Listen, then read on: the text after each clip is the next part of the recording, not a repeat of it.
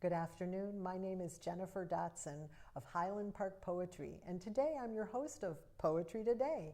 I'm very excited to have Teressa Dzieglewicz as our featured guest. Teressa Dzieglewicz is a Pushcart Prize-winning poet, educator, and lover of rivers and prairies. She is a fellow with Black Earth Institute, a poet in residence at the Chicago Poetry Center, and part of the founding team of Mni Wikoni Nakichiji Waunspe, or Defenders of the Water School. With Natasha Miharis, she organizes Watershed, Ways of Knowing the Chicago River. Her first book of poetry, Something Small of How to See a River, was selected by Tyemba Jess for the Dorset Prize and was published by Tupelo Press. Her first children's book, Belonging, was co-written with Kimi Mila Locke and is forthcoming from Chronicle Books. Well, Teressa, it's wonderful to meet you. I know we've been emailing and everything like that, but this is so great to finally be in person together in the same room. So thrilled to be here. To actually talk with voices and wonderful. not just keyboards. And I'm excited to learn more about this book and to hear some of your poems. Tell me about the journey of this manuscript. Well, so what this book comes out of is some folks might know about it, but in 2016 there was a really big water protector movement at Standing Rock Reservation, which is a reservation which shares geography with North and South Dakota. And the Dakota Access Pipeline had been moved from a whiter part of the state to go under the Missouri River just north of Standing Rock in a place that is actually treaty land but has been taken over by the Army Corps.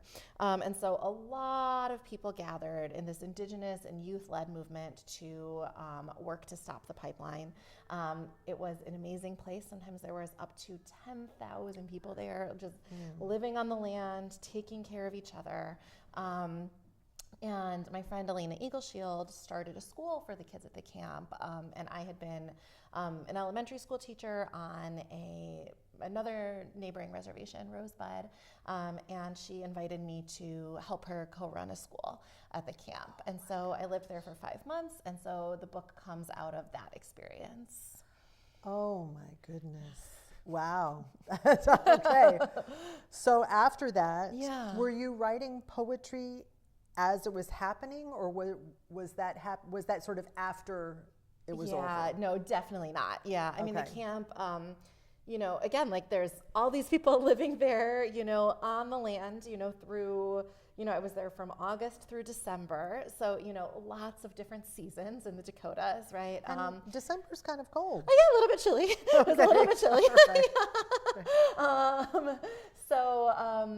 And there was also a lot of state violence, and so it was a really, there was a lot happening at the camp and a lot to do at the camp, and not a lot of time and also not a lot of brain space for me to process, I think, as I was there, which I think a lot of people who have gone through intense experiences and written about them, right, sometimes it's hard to write something while you're in it, right? And so, but I did, I would journal with the kids would journal, right? And so, I would sit next to them and I took notes during that time, but I was not able to write it until, almost a year afterwards, I think, And so then you've got these poems and you thought, maybe this should be a book. And how was that? I mean, that takes time to make a book. So did you submit to a lot of contests and this was just one that, ding, ding, the golden ticket? I mean, it was really, I wrote the book.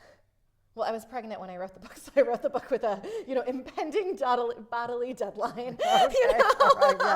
And then, but then revised it really over the course of the next 4 years, I would say. I spent a really long time revising it. And so during that time, there were a couple times that I was like, maybe now. And I started to send it out to contests, and thought, no, actually, not now. And also it wasn't picked up, so we were all in agreement that it wasn't time, and then, finally it was ready. And yeah, I mean, I did send out to quite a few places, and it was a finalist here and there, and then, and then got picked up by Tupelo. And Tyamba Jess is such an incredible poet and does such incredible things with documents that had really inspired me when I was writing this. So it was really special for him to be the one to select the book. Yeah, that felt like a really meaningful thing. Well, I would say we shouldn't talk too much further without actually hearing something from the book. Sure. Okay. Yeah. Let's see. I'll read a poem from first arriving at the camp, since we're kind of, we're talking about the timeline of the experience. Tonight, I haven't even said the word pipeline. I peel the tape off these boxes with Elena, open their mouths that sing with gifts of seed beads, neon scissors, fat shimmered spools of sinew. We garland this torn army tent with August corn, say school, but mean river, milkweed, clay. We say everything is beginning to arrive. Since the suspension of construction, for me, there is only this tent flap, lifting, the kids' hands plate-filled, small suns of yellow squash. The ridge where we carry our dinner, new power streaming from the solar panels, swelling the sound of the round dance. And see, elders sipping soup, toddlers wobbly with lightsabers, gift of sage scenting their t-shirts. Before we have to talk about tear gas and torn down homes, give me this moment again. The rippling circles of tents like jewel-toned fish, votives of teepees flickering across the prairie. Someone says, look, and we turn now toward the bright kernels of stars spread along the tarp of the sky. Follow my eyes and see, there, tipping green the poles of the teepees, drenching the night in fuchsia scarves, peeling and curling like birch bark from the Milky Way, the northern lights. And in this second of hushed and held breath, I know there's so much I don't know about the solar winds, disturbances storming beneath all of this beauty. But maybe this is the most human thing we do. Look upward together as the light changes from green to pink, the aurora ringing all these colors from the dark. Oh, wow. Wow. I mean, yeah. Oh, thank you. No, there's just so many images and so, I mean, I started to tear up. I was like, oh my gosh. But very powerful. That just, it must, as an experience, it must have been, I mean, fortunately for us as the readers, you were at a point in your life where you could say, yes, I'm going to stop whatever it is that I'm doing and go be a part of this community and offer your love and support and ability to be an elementary school teacher for in a tent, you know. Well, thank you. Yeah, I mean, I will say I feel so fortunate and so, just so grateful and so lucky. Like, first of all, to have been, welcomed as a guest in the movement, like I am a white woman, and the book the book talks about that a lot, right? That's an important thing to me to acknowledge, when talking about this like Indigenous-led movement, this Lakota and youth-led movement. And so, I just felt very grateful to be trusted and to be able to be a guest there. And then also, I actually had been in grad school at that time. I had been an elementary school teacher, and then I went to grad school for writing. And was planning just to go for a couple of days up to the camp and bring some donations and kind of see what was happening. And then it was just so incredible to be a part of the school, to be able to really say, like, what does education look like on this land and in the community, and to work with families and, to work with elders and to work with the kids and be like, what is the right kind of education for here in this place, It was just such an incredible gift. my thesis advisor, Judy Jordan, did a lot of work to help me take a year off grad school and be able to be there. So I'm grateful for that. That's wonderful. Wow. Yeah, okay. I don't even know what question to ask. I mean, if you want to read another poem, that's great. But are there other moments that really stand out as important or special in this experience that? Yeah, I mean, I think that, having these really intense experiences, both these intense experiences of beauty of being at the camp, and I know I've said it already, but just what it takes from people to be able to live together in this space without previous infrastructure, and obviously a lot of people were bringing, a really intimate knowledge of that land, but it takes a lot of work and it takes a lot of community to be able to take care of each other, and so I think that really taught me a lot, it really taught me a lot about being, in community just in this radical way to, spend all of your time thinking about how do I help make this work? How do I take care of people? And also the ways you have to let yourself be taken care of in that circumstance, to be able to do the school, I had to let my, say when I needed things, or let people bring me meals or, like I got sick and, let people pick me up and take me to go get help, And so there were just a lot of things that I think I learned from that. Yes. Wow. Well, it was so wonderful that poets, I think in general are great observers.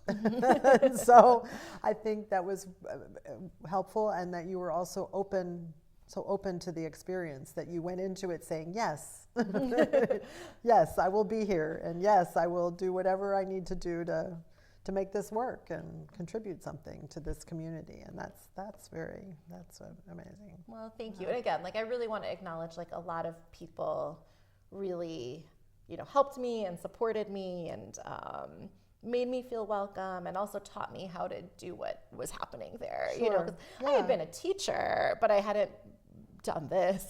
Right. This was so. And what were the eight? Was it just sort of a range of ages of kids that were? Elementary school, pretty much. Okay. Yeah, elementary school, early middle school. Okay. Yeah. Yeah. Oh boy. Well, I'd love to hear something else. Sure. Okay. I'm thinking about what to read based on kind of what we've been talking about. I did, mark poems, but I'm thinking about this conversation. Maybe I will read. Maybe I'll read a poem about deciding to stay there, and then I can read another one a little bit more about the school. Maybe. Okay. Sure. Okay. Postcard from Standing Rock.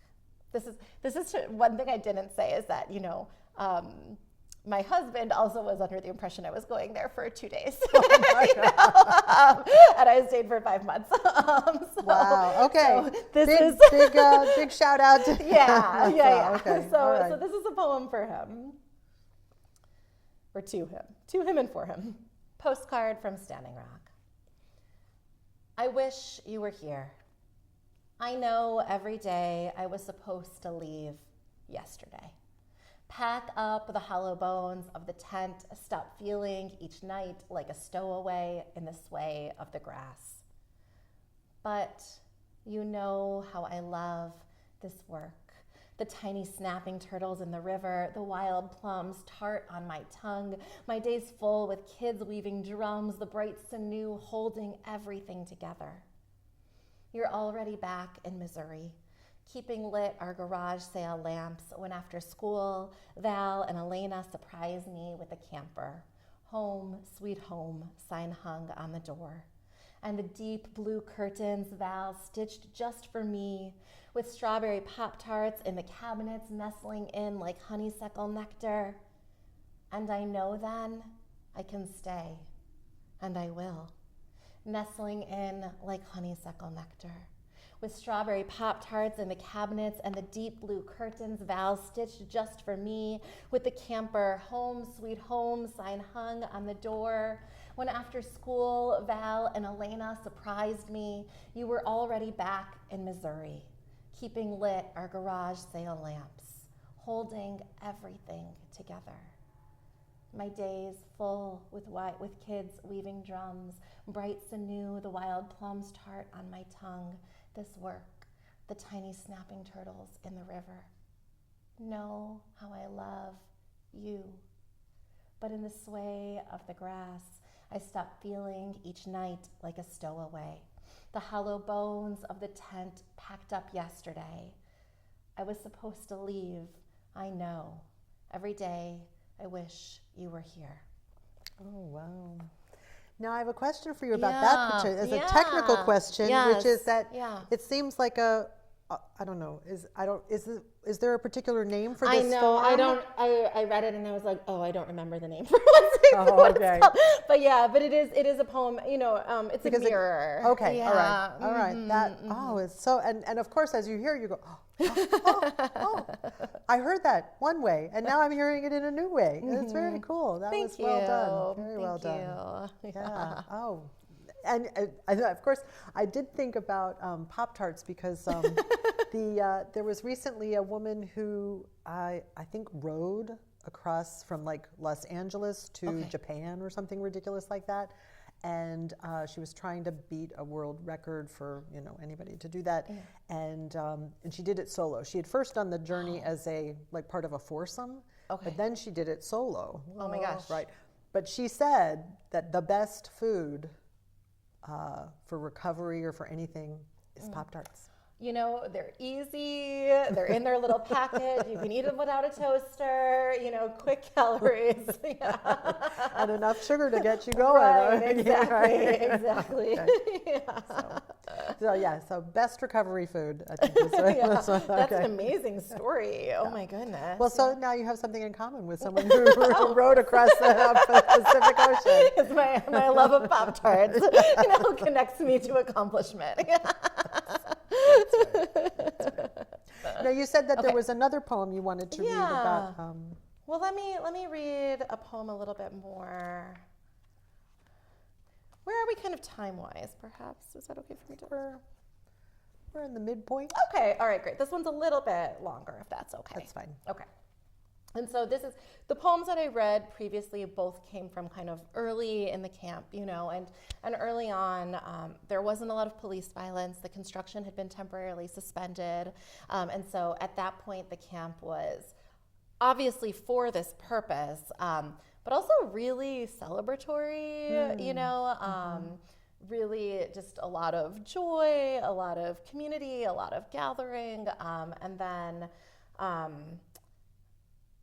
will read the poem. All right. Okay. A lesson in word choice. Our army tent turned school rattles with exhaust from the helicopters, shakes with shards of speeches from the sacred fire. Dog bite, breast, bulldozer, burial sites. The big kids and I brace our heads on our fists, circle like petals on the dirt damp rug, the Bismarck Tribune, the pistol in the middle.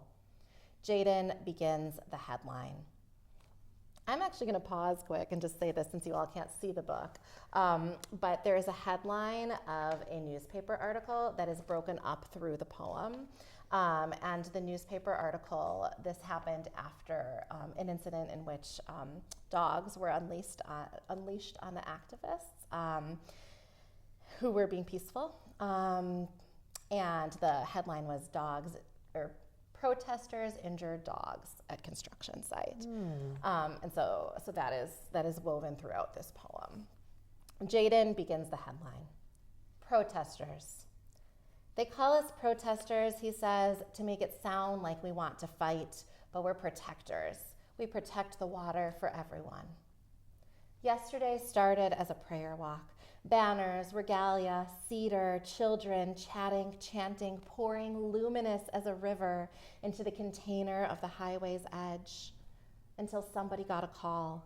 bulldozers carving the pipeline path like something opposite a birth through the fields west of Highway 1806. The words voluntary suspension of construction broken on sacred spaces the tribe had filed yesterday to protect. Injure. We arrived to land like a pale welt, raw and exposed. Prairie crocus, deep-rooted echinacea, and the burial places, churned unrecognizable.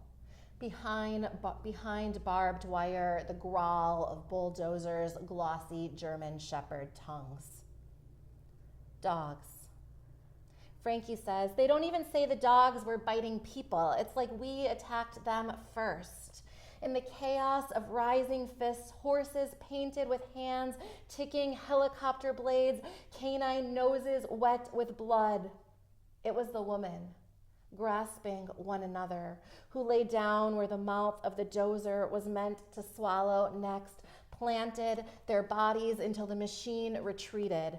I watched like a scarecrow strung outside the fence by my own indecision as their ribbon skirts recolored the land. Tashubi kicks a box, sloppy with summer tank tops, half-used grammar books donated from white people's basements. At construction site. It's not just a place to dig up, it's our land. Our ancestors are buried here. The treaties say it's ours. I hear the little kids ask Jose about tear gas again, their arms waving and purple with glitter. If the cops will spray kids too. And I know some things I didn't know last week. How I should have poured milk on the welted face of the blue-haired woman on the side of the road. How I can waver like a building glimpsed through heat when it's my turn to put my body on the line, and how that is a violence too.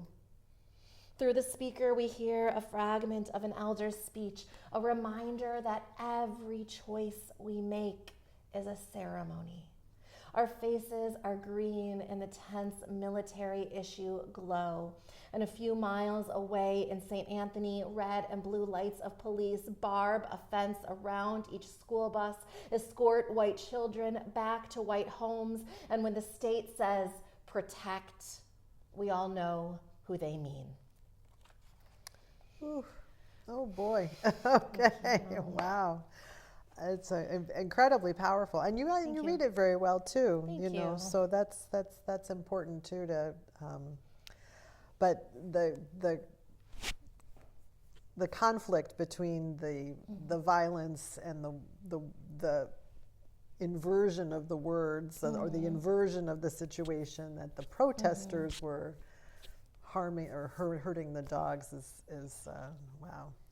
I know, It's when I saw that mind-boggling. headline, it was like just unbelievable to see that, right? It makes you think about the George Orwell, 1984, where it's sort of like where words are used to control, and the message that is being sent to the world is not what's really happening. Right. Because that's not the message that is wanted by the administration or by the company or the whatever. Yeah. People selling newspapers.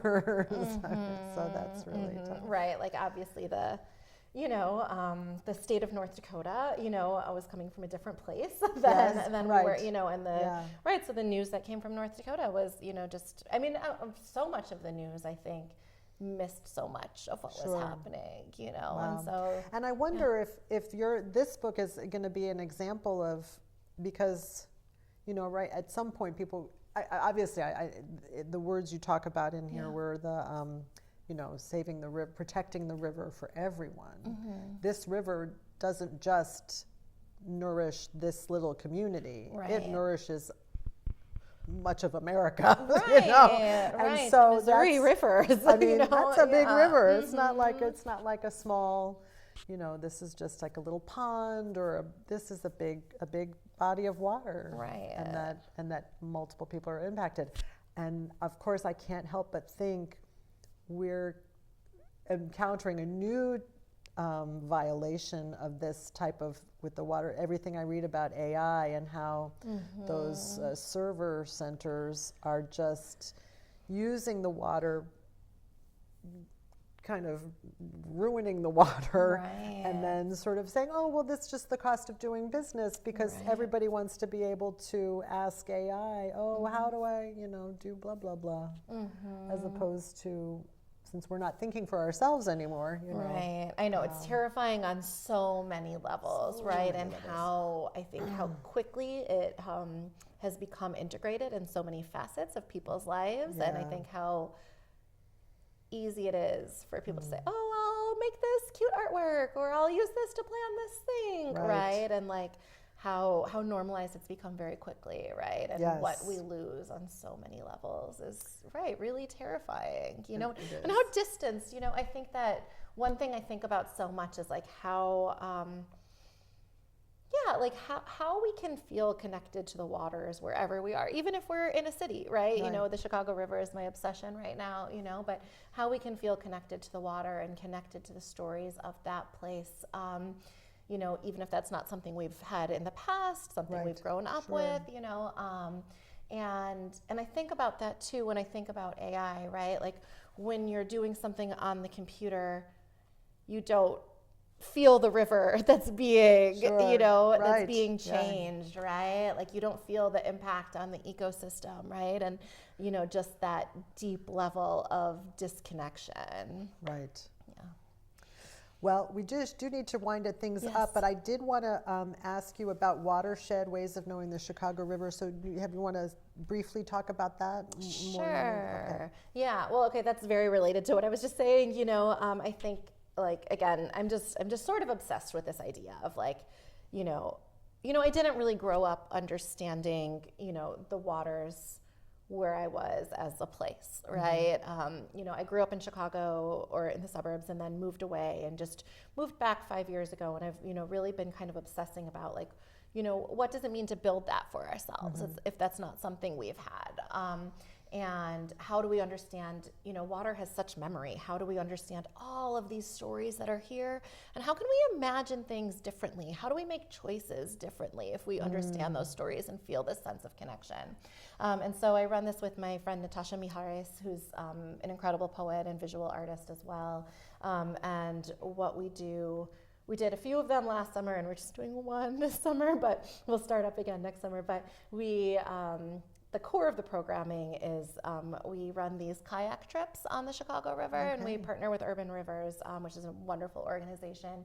And we bring together various people who work in different ways with the river. So there's always an artist, and then there's either like a environmental justice activist or a historian or a biologist. We had a beaver scientist. Oh, my goodness, wow. And so we bring these people together. And so they can share their different perspectives on the river, and the everyone who's participating can learn these different types of stories of the river while also being embodied in that place and thinking about what is their connection with these stories, with this land, with this place. So it's something I'm really passionate about and really loved doing. I can understand, and it sounds fascinating. Do you let us know if you have a website or anything that you want us to promote? Yeah. Sure. Yeah, right now we don't even have the information up about this summer's events, but you can always find, I'll update it on my own website, so I'll share that with you as well. That's great.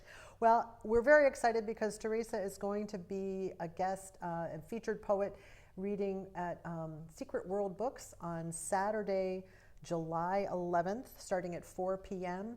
And there'll be an open mic afterwards, and it'll be fabulous and fun. We'll get to hear more wonderful poetry from Teressa in her book. Something small of how to see a river, and I hope that you'll join us. So thanks very much, and thank you for coming. Thank you. This was so wonderful. Yes. Yeah, and thank you to everyone watching, and we hope we'll see you. Come say hello. Yes. Yeah. That would be Thank you great. again. Thanks a lot. Yeah, this was lovely.